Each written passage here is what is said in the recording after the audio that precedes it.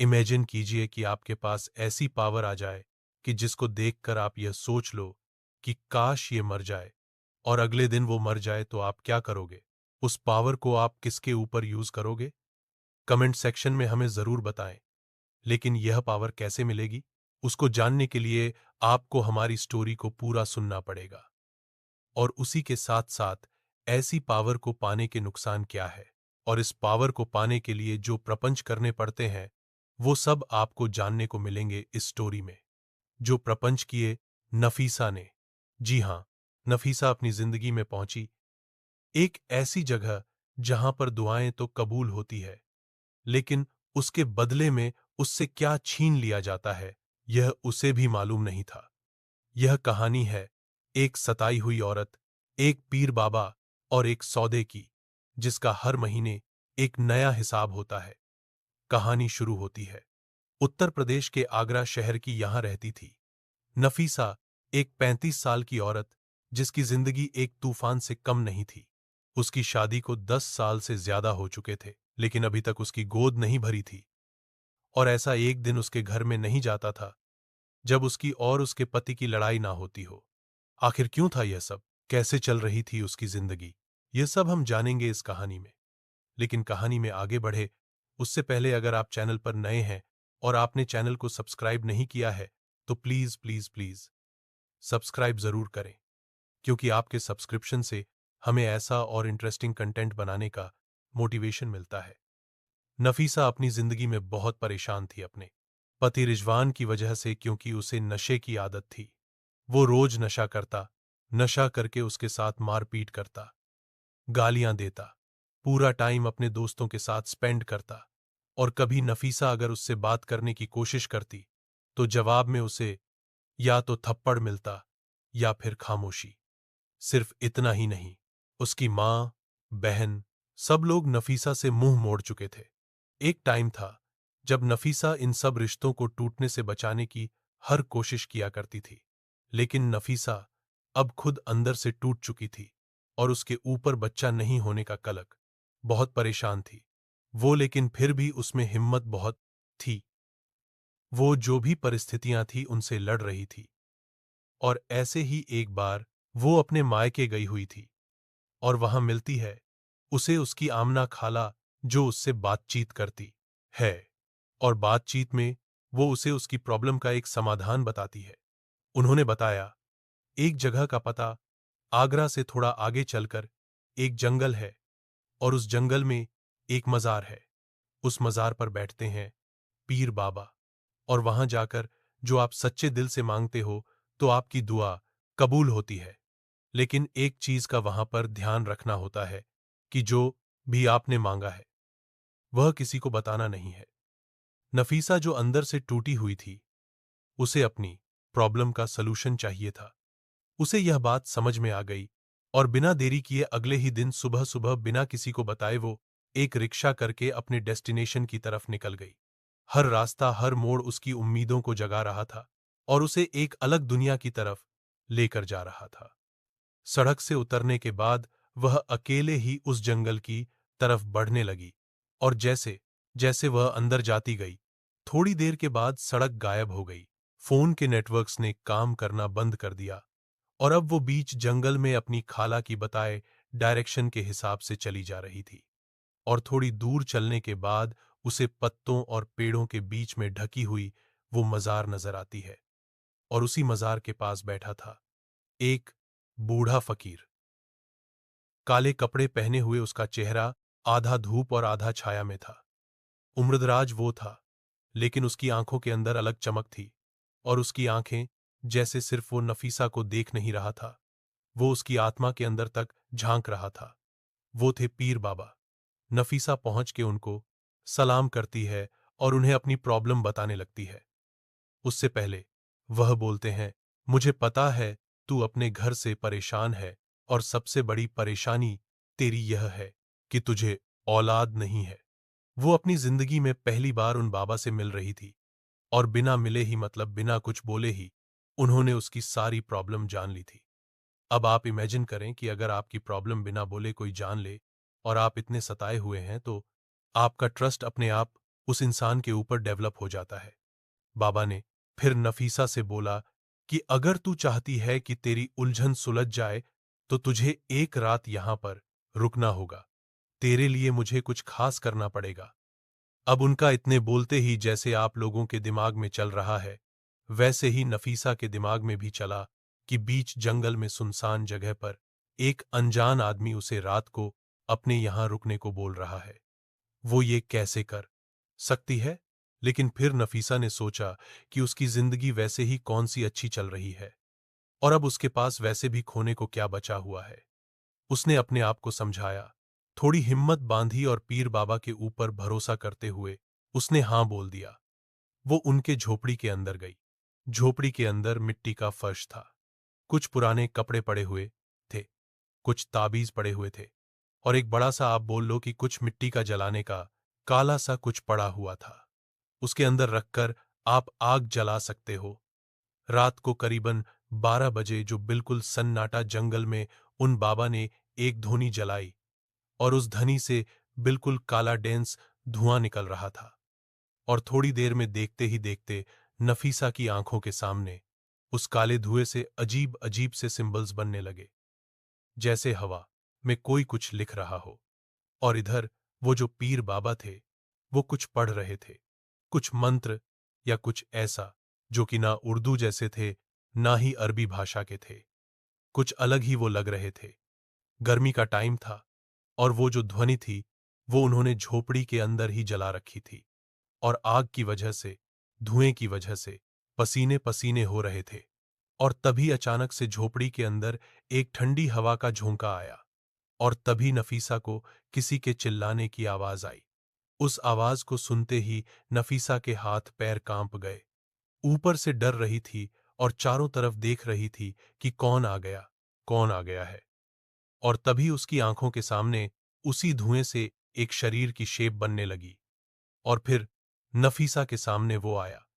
उस काली धुनी के बीच में से निकलकर एक काला साया सामने आया कि आदमी के जैसा, बिल्कुल काला साया धुएं से बना हुआ, लेकिन उसकी आंखें जलते हुए कोयले की तरह लाल थी और वो जैसे हवा में फ्लॉट कर रहा था। उसके पैर जमीन पर टिके हुए नहीं थे। नफीसा ने देखा कि जब वो साया सामने आया तो पीर बाबा ने अपनी नजर नीचे झुका ली। वो उसकी तरफ नहीं देख रहे थे। वो साया पीर बाबा के पास आया। उसने उनको सलाम किया और फिर वो नफीसा के सामने आया और नफीसा से बोला, मैं हूं सदा, कुल जिन तेरे बुलाने पर आया हूं। जो तू चाहती है मैं तुझे वो सब कुछ दे सकता हूं। दौलत, शोहरत, ऐशो आराम, औलाद और प्यार, मांग तुझे क्या चाहिए। लेकिन ध्यान रखना, एक सौदा मेरा भी है। मुझे हर महीने एक रूह चाहिए। अगर तुझे सौदा कबूल है तो मांग तू। क्या मांगती है? नफीसा के दिमाग में और कुछ नहीं घूम रहा था। उसके कानों में सिर्फ एक ही आवाज गूंज रही थी, उस जिन की, मैं तुझे सब कुछ दे सकता हूं। उसकी आंखों के सामने उसकी पूरी जिंदगी फ्लैशबैक की तरह घूम गई। वह सारी जिल्लत, वो अकेलापन, वो लोगों का गालियां देना, उसके पति का उससे दूर रहना।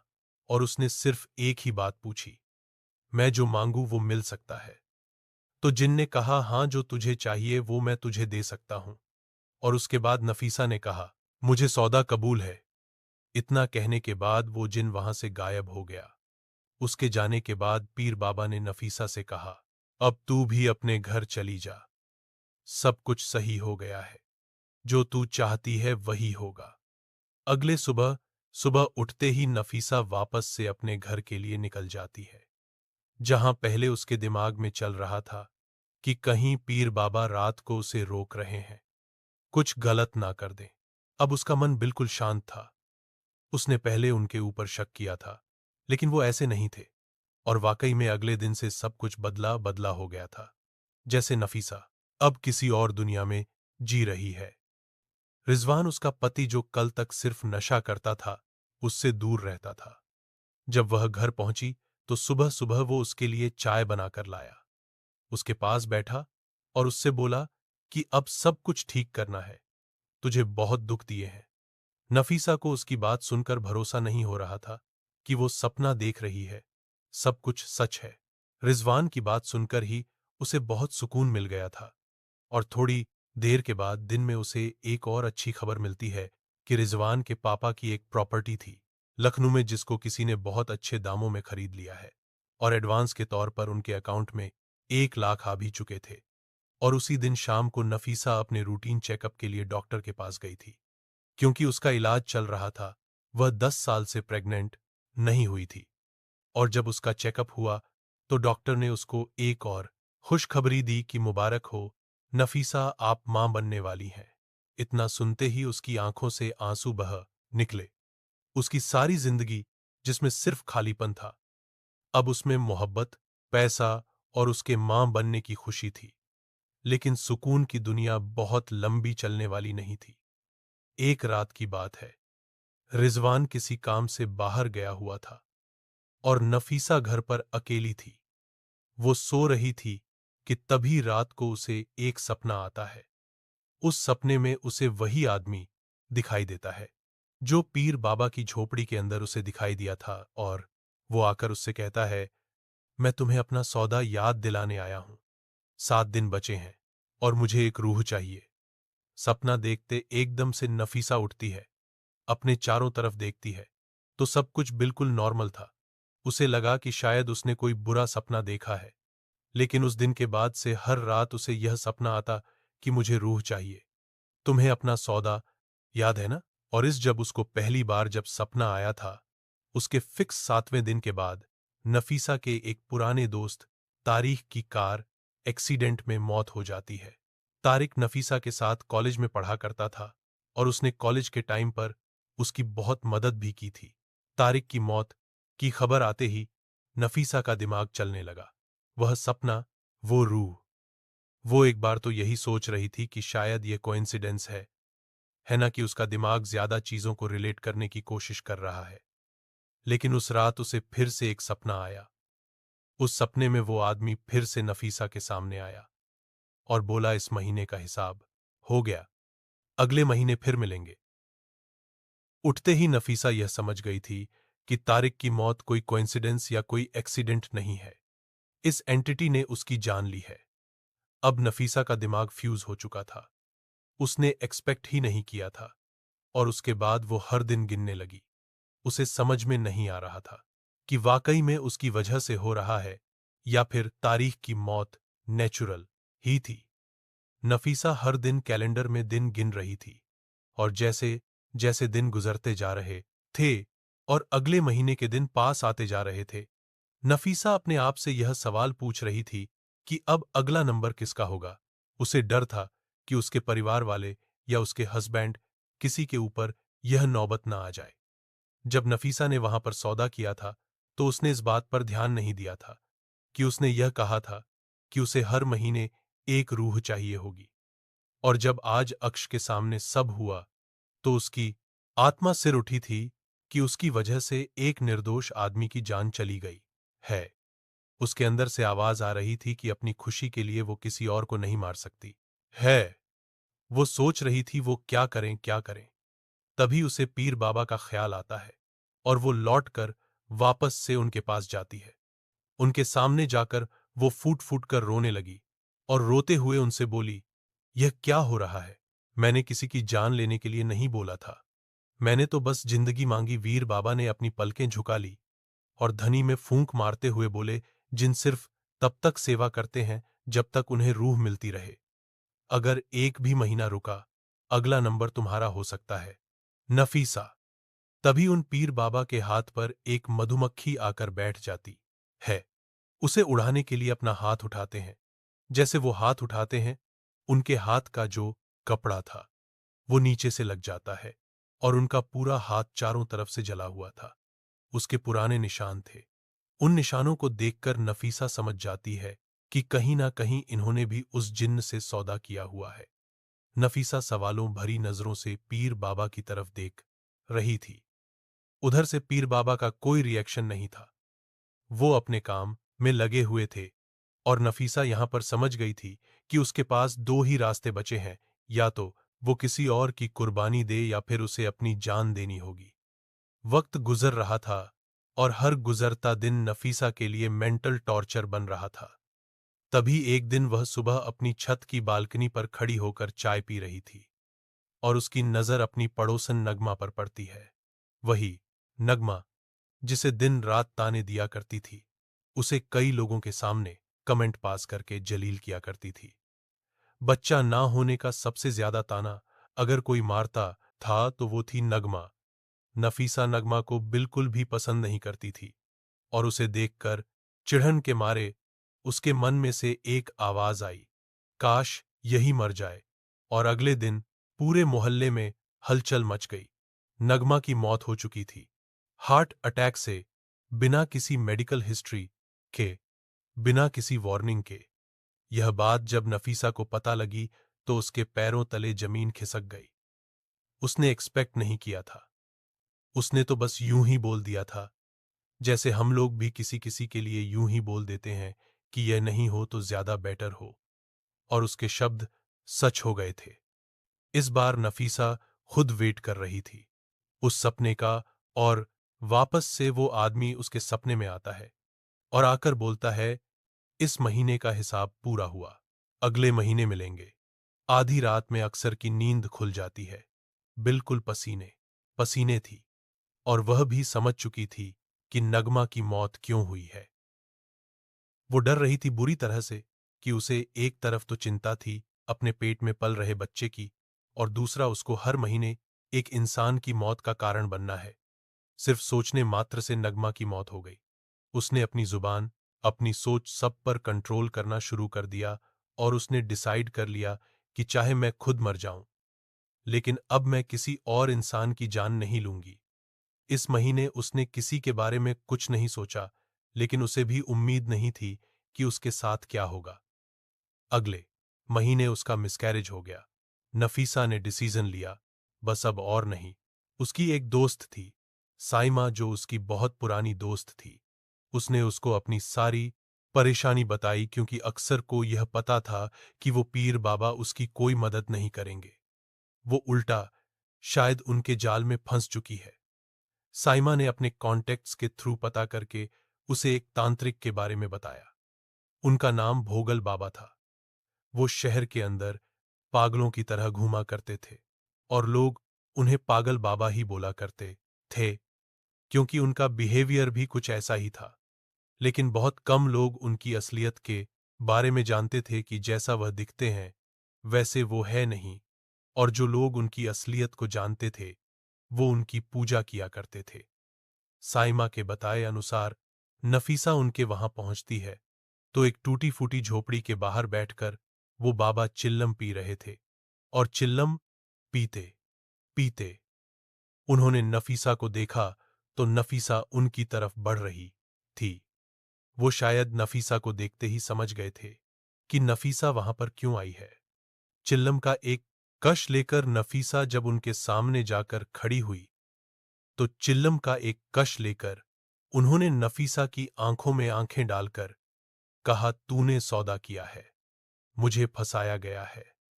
उनकी ये बात सुनकर नफीसा को थोड़ा शौक सा लगा, लेकिन ये चीज वो पहले भी एक्सपीरियंस कर चुकी थी। पिछली बार भी उन पीर बाबा ने बिना कुछ बोले उसकी प्रॉब्लम को जान लिया था, और इस बार भी ऐसा ही हुआ। लेकिन इस बार नफीसा सतर्क थी। अब उसे भरोसा इतनी आसानी से नहीं होने वाला था, लेकिन फिर भी परेशानी में वो बहुत ज्यादा थी। उसके पास कोई और सशन नहीं था। वो उन बाबा के पास बैठती है और शुरू से लेकर अंत तक उन्हें सारी कहानी सुनाती है। सब सुनने के बाद बाबा अपनी आंख बंद कर लेते हैं, और थोड़ी देर के बाद जब वो अपनी आंख खोलते हैं तो नफीसा उनकी आंखें देखकर घबरा जाती है, जैसा सारा खून उनकी आंखों में उतरा आया हो। उनकी आंखें पूरी तरह लाल हो चुकी थी, और फिर वो नफीसा की तरफ देखकर बोलते हैं, यह कोई आम जिन नहीं है, यह इफ्रित है, अग्नि में जलता आजाद और सबसे खतरनाक जिन। इसे ना तो वजीफे रोक सकते हैं, ना कोई तालिस्म। अगर इसे कोई रोक सकता है तो वो है इसका अपना नाम, बाबा की बातें। सुनकर नफीसा को अपने कानों पर विश्वास नहीं हो रहा था, लेकिन फिर उसने चीजों को धीरे धीरे कलेक्ट करना शुरू किया तो उसने याद किया कि जब वो पहली बार उन पीर बाबा के पास गई थी, और वो जिन जब उसके सामने आया था तो वो उस आग की धुन में से बाहर निकल कर आया था। बाबा के हाथों पर जले हुए निशान, और उसके दोस्त तारीख की जो मौत हुई थी वो भी उसकी कार में आग लगने की वजह से हुई थी। इन सब चीजों के साथ आग रिलेटेड थी, और कहीं ना कहीं उसे बाबा की बातों पर विश्वास हो रहा था। तभी उसे याद आता है कि उस आदमी ने, उस जिन ने अपना नाम सदाकुल जिन बताया था, और उसने यह बात बाबा को बताई। तो बाबा हंसते हुए बोले, यह उसका नाम नहीं, यह उसकी पदवी है। जैसे आर्मी के अंदर रैंक होती है, कर्नल हो गए, ऑफिसर हो गए, यह उसकी पदवी है। अगर तू उसका असली नाम ढूंढ पाई तो वह तेरा हो जाएगा। जो तू कहेगी वो करेगा। लेकिन अगर नाम में गलती हुई तो वह धीरे धीरे तुझ में समा जाएगा और तुझे भी खत्म कर देगा। नफीसा ने अपनी आंखों में आंसू भर के पूछा, लेकिन मुझे उसका नाम कैसे पता चलेगा? तब बाबा ने नफीसा के पेट पर हाथ रखा, अपनी आंख बंद की, नफीसा के सिर पर तिलक लगाया और कहा, तेरे पेट में यह जो जीवन पल रहा है उसमें वो शक्ति है। और याद रखना, जिस दिन उस जिन को शक हो गया कि तुम उसका राज ढूंढने की कोशिश कर रही हो, वो पहले तुम्हारे दिमाग पर हावी होगा और फिर तुम्हारे बच्चे पर। बाबा की बात सुनकर नफीसा थोड़ी चौंक जाती है और बोलती है कि बाबा, लेकिन मेरा बच्चा तो गिर चुका है। तो बाबा बोलते हैं, सिर्फ एक बच्चा गिरा है, दूसरा नहीं। यह बात सुनकर नफीसा शॉक्ड हो जाती है। बाबा उसे वहां से जाने को कहते हैं। वो जाती है और सीधा पहुंचती है क्लिनिक पर और अपना चेकअप करवाती है। और वो रिपोर्ट देखकर, रिजल्ट देखकर उसको विश्वास नहीं होता कि दुनिया में ऐसे लोग भी हैं जो जो कह दे वह सच होता है।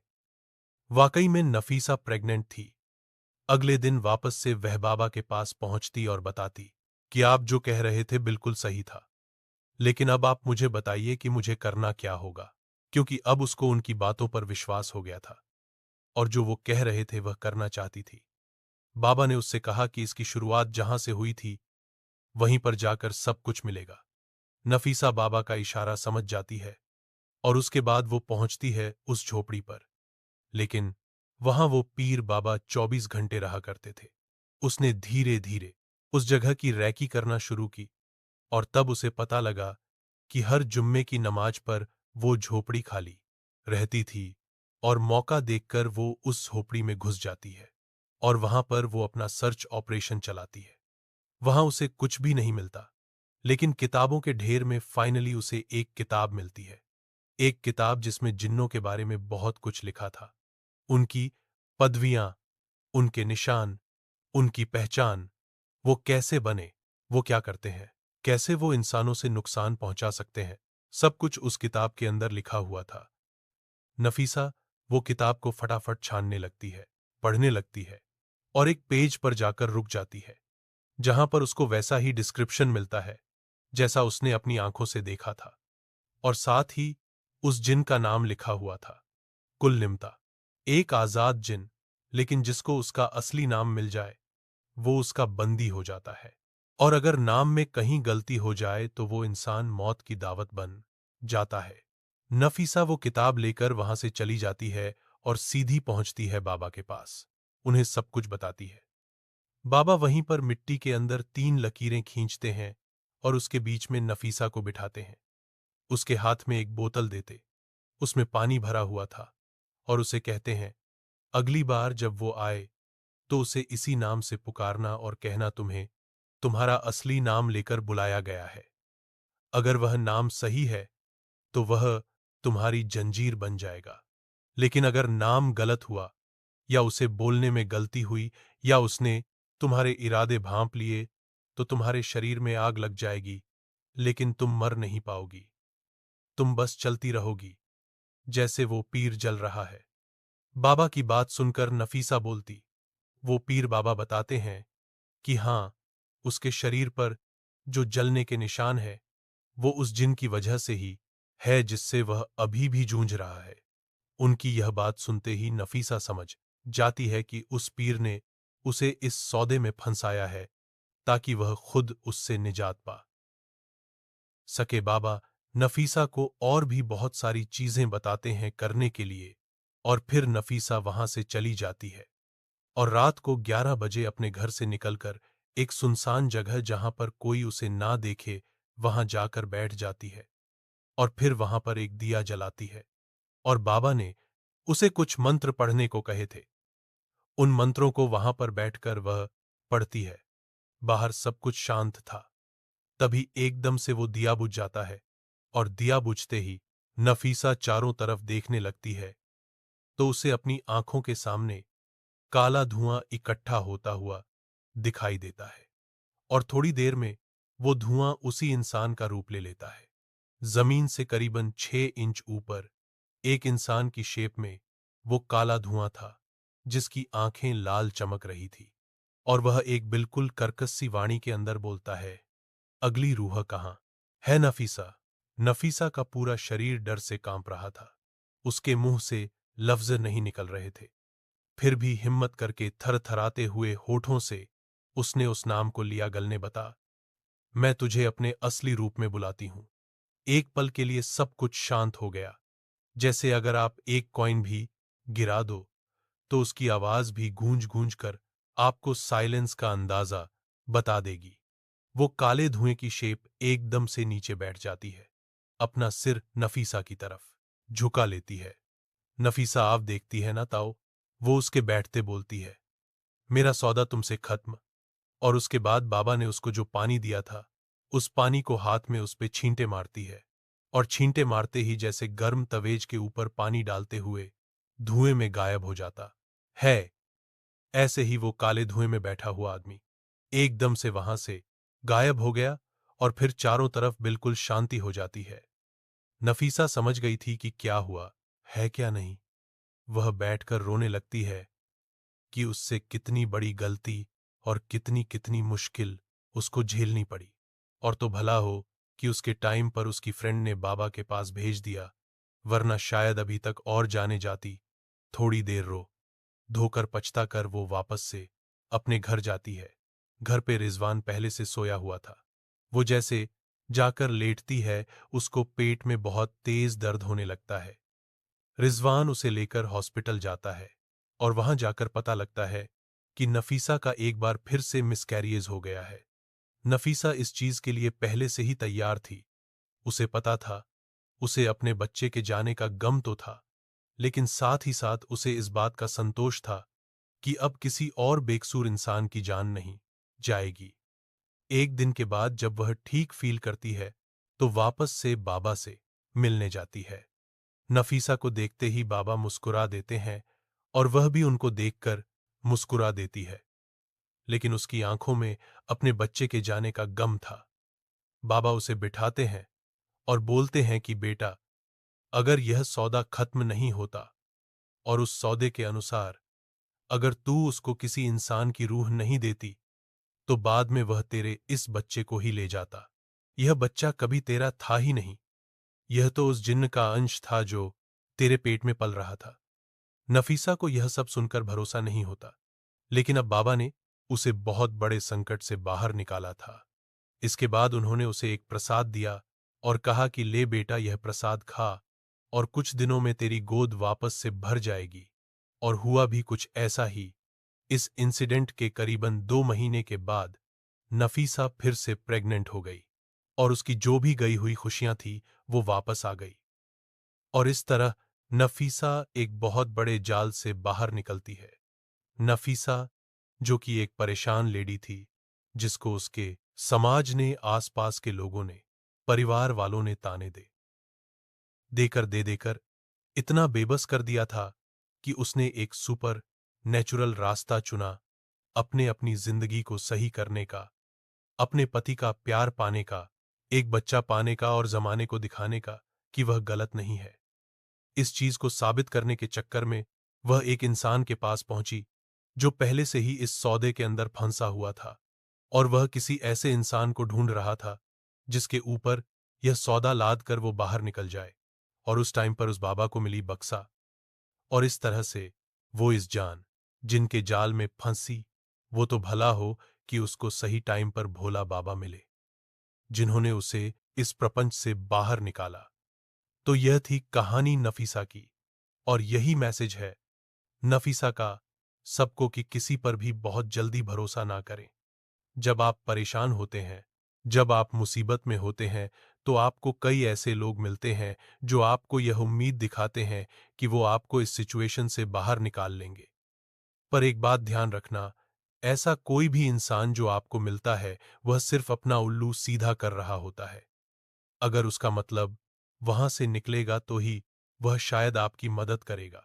ऐसे बहुत कम लोग हैं जो मुसीबत में फंसे हुए आदमी को वाकई में उस मुसीबत से बाहर निकालना चाहते हैं, वरना मुसीबत में फंसे हुए आदमी का फायदा हर कोई उठाना चाहता है।